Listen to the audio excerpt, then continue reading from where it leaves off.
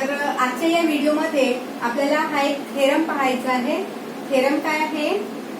If the function f of z equal to u plus iv be analytic in the domain D, then the families of curves u of xy equal to c1 and v of xy equal to c2 form an orthogonal system where c1 and c2 are any arbitrary constants. ठीक आहे. Theorem काय परत आपण repeat करू. What we R given काय दिलेलं आहे? If the function f of z is analytic, what we are given, f of z is analytic, then what will we prove? These two curves, हे काय आहे? हे कर्वचे इक्वेशन आहे. These are the equations of curves. u equal to c1 and v equal to c2 असे दोन curve आपल्याला दिलेले आहेत. तर हे कर्व काय करतील? फॉर्म अन ऑर्थोगोनल सिस्टम. म्हणजेच हे दोन कर्व एकमेकांना इंटरसेक्ट, ऑर्थोगोनल फॉर्म अन ऑर्थोगोनल सिस्टम म्हणजेच ते एकमेकांना असं ऑर्थोगोनली ते एकमेकांना कट करतील. ठीक आहे. दिस टू कर्व्स फॉर्म अन ऑर्थोगोनल सिस्टम मीन्स हे जे दोन्ही कर्व आहेत हे एकमेकांना ऑर्थोगोनली कट करतील. म्हणजे ते एकमेकांना ऑर्थोगोनल आहेत असं आपल्याला प्रूव्ह करायचं आहे. ठीक आहे. तर proof late f of z equal to u plus iv be analytic in D, in the region D. This is given. What we are given? f of z is analytic in the region D. Now f of z is analytic, then Cauchy-Riemann equations are satisfied. ठीक है. Means ux equals to vy and uy equal to minus vx होईल. Give equation 2. नंतर काय केलं आपण? Suppose that the curves in equation 1, हे जे दोन कर्व आहेत, suppose that the curves in equation 1 intersect each other at the point xy belongs to D. आता आपल्याला काय प्रूव्ह करायचं आहे की हे दोन्ही कर्व एकमेकांना ऑर्थोगोनली इंटरसेक्ट करत आहेत. आता ते जर इंटरसेक्ट करत आहेत म्हणजे एका कोणत्या तरी पॉइंट मध्ये ते इंटरसेक्ट करतील. ठीक आहे. एखाद्या पॉइंट मध्ये ते इंटरसेक्ट करतील. तर समजा तो पॉइंट आहे XY. Suppose these two curves intersect in the point XY या पॉइंट मध्ये ते इंटरसेक्ट करतात आणि तो पॉइंट सुद्धा कुठे राहील मग? In the region D. This point is also in the region D. ठीक आहे. Then okay, now what we do? Differentiating the first equation. नंतर काय केलं आपण?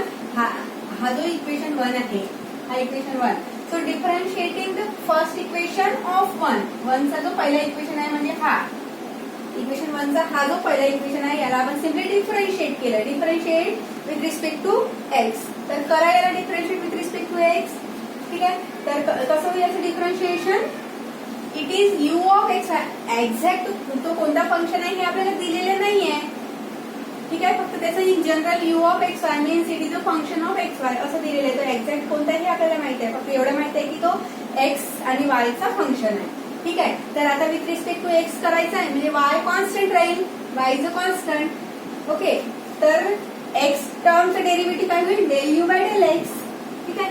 x टर्मचं derivative del u by del x plus आता y इज अ कॉन्स्टंट म्हणून ते डेरिव्हेटिव्ह निघणार नाही म्हणून आपण इथे चेन रूल घेतलेला आहे. Del u by del y into dy by dx. जेणेकरून हे डीवाय कॅन्सल होईल आणि आपल्याला del u by del x मिळेल. ठीक आहे. Del u by del y into dy by dx. Okay. Equal to 0. Right hand side c1 पासूनचं derivative 0. समजलं डेरिव्हेटिव्ह? नंतर काय केलं आपण? Del u by del x equal to ही जी टर्म आहे ट्रान्सफर केली simply. This term transfer to this right hand side. त्याच्यामुळे हे इथे आलं फक्त मायनस साइन आल्यानंतर काय कॅल्क्युलेट केलं आपण? हे डीवाय बाय डीएक्स काढलं याच्यावरून. Therefore dy by dx equal to this term divided by this term. ही टर्म इकडे जाईल म्हणजे del u by del x upon this del u by del y. Okay.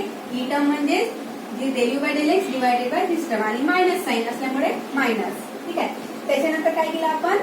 परत dy by dx equal to minus ux. ठीक आहे. Del u by del x लाच आपण ux असं पण लिहू शकतो. u suffix x, so it is ux and it is uy. ux uy. So what we get? dy by dx equals to minus ux upon uy. आता dy by dx म्हणजे काय? Derivative of y with respect to x. तर आपल्याला माहित आहे derivative म्हणजेच काय असते. Derivative is nothing but the slope of the curve. ठीक आहे. Derivative is nothing but the slope असते. Therefore here dy by dx मध्ये कोणत्या कर्वचा स्लोप होणार इथे ह्या. आणि याचा पण डेरिव्हेटिव्ह काढलं ना. So m1 equal to slope of u equal to c1 at x y. ठीक आहे. m1 is the slope. या कर्वचा स्लोप आहे समजा m1. Therefore derivative nothing but the slope असते. त्याच्यामुळे m1 equal to dy by dx equal to this value. Means in general we can say that m1 equal to this. ही झाली m1 ची value slope. So m1 equal to this minus ux upon ui. हे झालं. आता similarly ते second equation. आता हा second equation पहा कसं त्याच पद्धतीने. Second equation of this equation 1 म्हणजे v ऑफ x equals to c2. So differentiate. याला सुद्धा आपण डिफरन्शिएट करू विथ रिस्पेक्ट टू x नी. Differentiate means with respect to x. तर तसंच del v by del x टर्मचं del v by del x plus del v by del y into dy by dx because y is a constant. del v by del y into dy जेणेकरून हे कॅन्सलच होईल. ठीक आहे. Equal to c2 चं derivative 0. नंतर काय केलं आपण del v by del x equal to ही जी टर्म आणि ट्रान्सफर केली. ही एवढी टर्म आपण ट्रान्सफर केली. सिम्पली ट्रान्सफर केल्यानंतर we have find this dy by dx equal to ही टर्म डिवायडेड बाय ही टर्म. ठीक आहे. dy by dx equal to this del v by del x upon del v by del y. Now del v by del x म्हणजे vx. del v by del x म्हणजे vx आणि del v by del y म्हणजे vy. this of this y and this minus sign. ठीक आहे. तर आता हे काय काढलं आपण कर्व v ला आपण डिफरन्शिएट केलं. Now m2 is the slope of v. m1 हा याचा स्लोप आहे. m2 हा या कर्वचा स्लोप आहे. So m2 is the slope of this v at the point xy equal to. Now slope म्हणजेच डेरिव्हेटिव्ह असते. लक्षात घ्या. Slope is nothing but the derivative nothing but the slope. Therefore dy by dx equal to this minus vx upon vy. म्हणजे ही झाली आता m2 ची value. ही m1 ची value काढली आपण and this is the value of m2. ठीक आहे. नाव नंतर काय केलं आपण m1 multiply m2. m1 into m2. So simply take the value of m1. m1 is this value or this value minus ux upon uy into m2 is this value. He value झाली. नंतर काय केलं आपण इथे Cauchy remain equation घेतलेली आहे. म्हणजे हा जो uy आहे uy equal to minus vx म्हणून इथे आपण मायनस vx घेतला. uy equal to minus vx. Similarly this vy म्हणजे काय आहे ux. तर इथे ux घेतलं म्हणजे आपण या सर्व टर्म ux vx ux च्या डेरिव्हेटिव्ह मध्ये आणलाय. आपण याला प्रत्येक टर्म y मध्ये आणू शकतो. ux ला आपण ही y घेऊ शकतो इथे. त्याच्यानंतर vx ला मायनस uy असं करून आपण पूर्ण टर्म y मध्ये घेऊ शकतो किंवा पूर्ण टर्म x मध्ये. आपण पूर्ण टर्म x मध्ये घेतल्या. So here ux get cancel. vx also get cancel. Okay, all the terms get cancelled. Now here minus into minus means it is -1. ठीक है. -1. So product is will get -1. m1 into m2. Now what is m1 m2? m1 m2 are the slopes of the curve and this is the product of the slopes of the curve. m1 into m2 मध्ये काय काढलं आपण? We have find the product of the slopes of the two curves. तर एक general there is one general rule what that is कि if the slope of the two curves is -1 then that curves intersect each other perpendicular or orthogonal. जर दोन कर्वचे स्लोपचं multiplication -1 असेल तर ते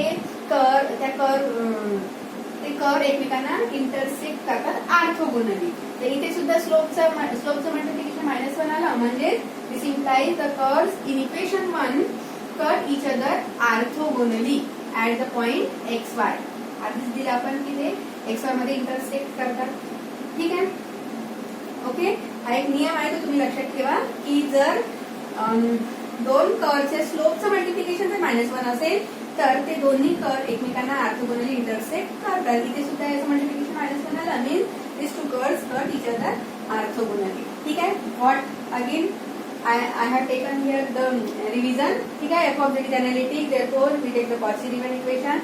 After this we differentiate this first equation with respect to x, and from this we have find dy by dx means slope of this curve m1. And again similarly differentiate this v with respect to x and find the slope of this curve dy by dx means it is m2. So m1 and m2, and then take the product. This product you will get -1. This means these two curves form an orthogonal system or cut each other orthogonally. ठीक है, thank you.